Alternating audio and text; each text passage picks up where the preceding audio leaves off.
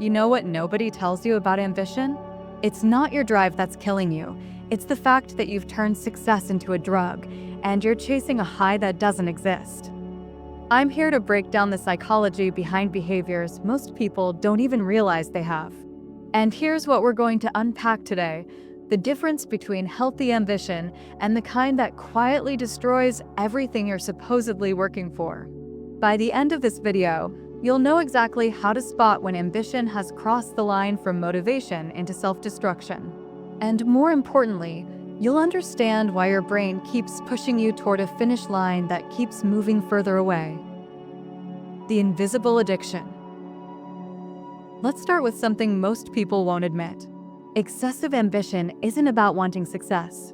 It's about needing it. There's a massive difference between those two words, and your brain knows it even if you don't want to face it. Here's what excessive ambition actually looks like in your brain. Every time you hit a goal, your brain releases dopamine. That's normal. That's healthy. But here's where it gets dark. When ambition becomes excessive, your brain starts treating achievement like a substance. You need bigger hits, bigger goals, more recognition. And the scary part? The satisfaction window gets shorter and shorter. You land that promotion, feels good for maybe a day. Then your brain's already scanning for the next thing. It's like trying to fill a bucket with a hole in it.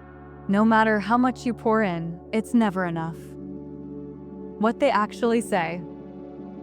Let me show you what this sounds like in real conversations. People with excessive ambition have specific phrases they repeat, and once you hear them, you can't unhear them. I'll rest when I'm dead. They say it like it's a badge of honor, like burning out is somehow noble. I don't have time for that right now. That could be a relationship, a hobby, their health, their kids' school play. Everything gets pushed to this mythical later that never comes. If I'm not moving forward, I'm falling behind. Notice the binary thinking? There's no middle ground, no maintenance, no enjoyment of where they are. Sleep is for people without goals. They literally brag about exhaustion like it's a personality trait. I can't afford to take a break. Even when their body is screaming at them, even when relationships are crumbling, they've convinced themselves that stopping equals failure. Once I achieve X, then I'll be happy. The goalpost version of happiness. Spoiler alert, X never satisfies them. Sound familiar? Because here's the thing. If you heard your own voice in any of those phrases, your brain's already trying to defend it right now. It's telling you that you're different, that your situation actually requires this level of intensity. That's the addiction talking. The story of Michael. Let me tell you about Michael. 37 years old, VP at a tech company, checking his email at his daughter's 8th birthday party. Not occasionally, constantly. His wife, Jennifer, asked him 3 times to put the phone away. Each time he said, "Just 1 second, this is important." Here's what was actually happening in Michael's brain. A client email came in. Not urgent, not critical, but his brain released a tiny spike of cortisol, that's your stress hormone, mixed with anticipation. What if this is the email? The deal? The breakthrough? His amygdala, the fear center of his brain, whispered, if you don't respond immediately, someone else will, and you'll lose. So he responded, got a dopamine microhit, felt productive, felt important. Meanwhile, his daughter blew out her candles, and he missed it completely. When Jennifer confronted him that night, you know what he said. I'm doing this for us, for her future. But here's the truth he couldn't see. He wasn't building her future. He was destroying her present. And his brain had him so hooked on the addiction of achievement that he genuinely believed checking email was more important than being present for his child's birthday. How this shows up everywhere. This behavior doesn't stay contained. It bleeds into everything.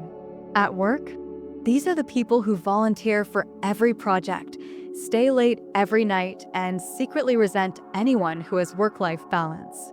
They've made their entire identity about being the hardest worker in the room. Take that away, and they don't know who they are. In relationships, they're physically present but mentally absent. Their partners feel lonely even when they're sitting right next to them, because their mind is always 3 steps ahead, planning, strategizing, optimizing. Intimacy requires presence, and they literally can't slow their brain down enough to be present. With family, birthdays get missed, anniversaries forgotten. Not because they don't care, but because they've trained their brain to prioritize achievement over connection. They promise quality time, but never deliver because something always comes up. And here's the kicker. They genuinely believe they're doing it for their family, even as their family is begging them to just stop. The brain science nobody talks about. Now, here's where it gets really interesting. Your prefrontal cortex, that's the part of your brain responsible for decision-making and impulse control. It actually starts to weaken when you're in chronic achievement mode. You know what that means? The part of your brain that should be saying, hey, maybe we should slow down, gets quieter and quieter. Meanwhile, your amygdala, your fear center, gets louder. It starts interpreting rest as danger, relaxation as falling behind. Your nervous system literally begins to treat downtime like a threat to your survival. And here's the part that'll mess with you. Your brain starts releasing cortisol, your stress hormone, as a motivator. So you're running on anxiety disguised as ambition. You think you're driven. Your body thinks it's running from a predator. That's not sustainable. That's not healthy. That's your nervous system slowly destroying itself. The protection mechanism that backfires. You know what's really happening here? Excessive ambition is often a protection mechanism. Stay with me on this. Most people with this pattern are terrified of one of 3 things: being ordinary, being vulnerable, or facing their own internal emptiness. Achievement becomes armor. As long as you're busy climbing, you don't have to deal with the uncomfortable questions. Like, who are you without your accomplishments? What are you actually running from? Because here's the truth that's hard to swallow. If you stripped away every title, every achievement, every external validation, would you still like yourself? For a lot of people caught in excessive ambition, that question is terrifying. So they don't stop long enough to ask it. When it's not about success anymore. Here's how you know when ambition has crossed into pathological territory. Ask yourself, can you enjoy your achievements? Or do you immediately dismiss them and move to the next thing? Do you feel guilty when you rest? Like actual guilt, like you're doing something wrong by watching a movie or taking a nap? Are your relationships suffering? And be honest here. Not are they perfect, but are the people you love telling you they miss you, even when you're right there? Do you define your worth by your productivity? Meaning, on days when you don't accomplish much, do you feel like a failure as a person?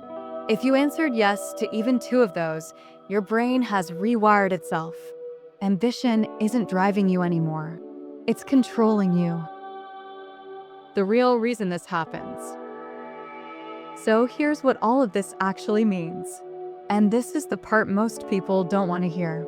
Excessive ambition is often rooted in a core belief that you're not enough as you are, that your value is conditional, that you have to earn your right to exist, to be loved, to be respected. So you achieve, and achieve, and achieve, waiting for that moment when you finally feel like you've done enough, like you've proven yourself. But here's the brutal truth. That moment never comes. Because the problem isn't that you haven't achieved enough. The problem is that you've tied your entire sense of self-worth to external validation. And external validation is an infinite game with no winning condition. You could become the richest, most successful, most accomplished person on the planet, and if you don't fix that core belief, you'll still feel empty. You'll still feel like it's not enough. Because the void you're trying to fill isn't achievement-shaped. It's acceptance-shaped. And you can't achieve your way into self-acceptance. Myths and truths. Myth 1. Successful people are just more ambitious than everyone else. Truth. Actually, the most sustainably successful people have learned to balance ambition with presence. They achieve without sacrificing their humanity in the process. Myth 2. If you slow down, you'll fall behind. Truth. Your brain performs better with rest. Studies show that people who take regular breaks and maintain boundaries are more productive and creative than those who push constantly. Exhaustion isn't a strategy. It's self-sabotage.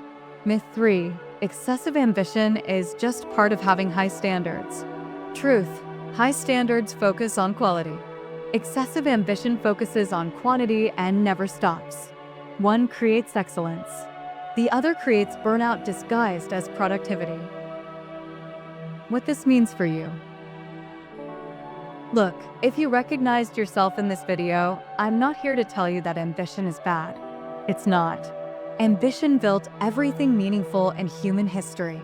But here's what you need to understand.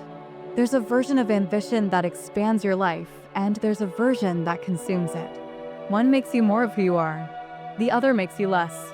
The next time you feel that pull to work through dinner, to check your email at your kids' game, to skip the vacation because there's too much to do, pause. Ask yourself, am I doing this because it actually matters, or am I doing this because my brain has convinced me that stopping equals failure? Your worth isn't measured by your output. You don't have to earn your right to rest. You don't have to prove yourself into exhaustion to deserve love or respect. And here's the thing nobody tells you. The people at the end of their lives never wish they'd worked more. They wish they'd been more present, more connected, more human. If you're struggling with this personally, talking to a therapist can really help you untangle where this pattern came from and how to build a healthier relationship with achievement. Drop a comment if this hit home for you. I read every single one. Bye and take care of yourself.